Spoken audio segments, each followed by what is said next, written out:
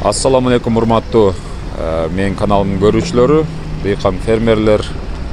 Бүгүн мен сиздерге мына ушул Оштогу Учкун мал базарынын кире беришиндеги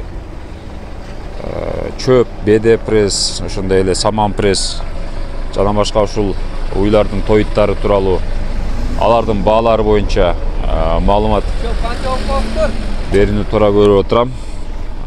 Бул жакта мен ушул ээлеринен бир сыра сурап көрөйүн, кимде канча сом. Бул жолкусунда чөптөр аябай көп келиптир. Так, бул чөп, ак чөп дейт экен. Бардыгын алам. 300дөн бери учарга бар. Миялынын чөбү экен, көрүп турасыздар. 350 сом дейт. 300 сомдон сурап атат кардар. Айылда өзүм куршап жак.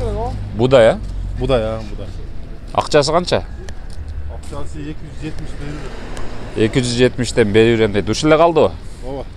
70 балан. Саман аз окшойт өзү бүгүн, а? Бул саман аз. 2 машина саман. Болушун канчада атасыз? Ошо 270ден апарып берем да, доставкасы менен. 270 сомдон доставкасы менен дейт, жакын каралыктарга. Көрүп турасыздар. Бул ушул будайдын саманы. Так, самандын номерин жазып алыңыздар. Канча? 755 мен Меком. 59 29 39. Ушул номерге чалып байланышсаңыздар болот. Ака, ненин саманы айтпайсызбы?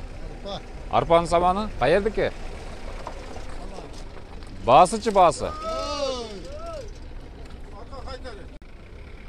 Арпанын саманы баасы 300 сом дейт. Азыр келди.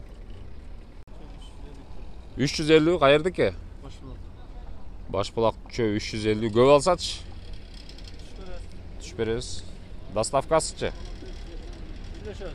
Аны сүйлөшөбүз дейт. 350дөн бул чөбү экен, башбулактыкы. Саман кимден? Сиздикиби?